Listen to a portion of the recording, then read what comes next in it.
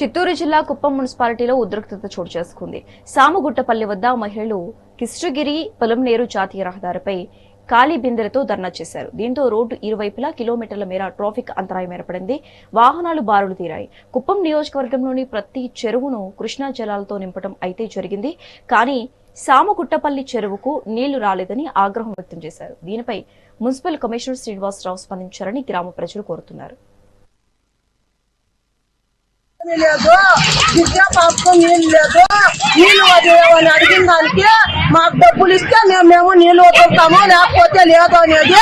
కానీ వద్దు మా ఊర్లో ఎవరినైనా తెచ్చి మాకు డైలీ నీళ్లు ఇవ్వాల. మా ప్రాబ్లము నీళ్లు లేనిదే మాకు ప్రాబ్లము. అందుకే మేము వచ్చి ధర్నా చేస్తా ఉండేది. అందరినీ కాలువ ద్వారా చెరువులంతా నిన్నాయి కదమ్మా. కుప్పంలో అందరినీ కాలువ నుండి అందరికీ నీళ్లు వదులుతా ఉన్నారు. మా ఊర్లో నీళ్లు వదిలేవాడే సరిలేదు.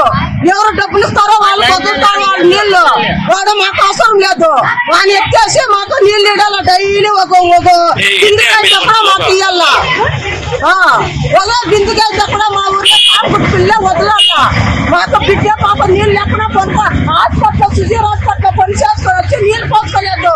నీళ్లు అడిగిన దానికి డబ్బులు ఇస్తావా, నీళ్లు ఇస్తాను అని అడిగా. అందుకే మేము ఎక్కువ వచ్చి ధర్నా చేస్తా ఉండేది. లేదు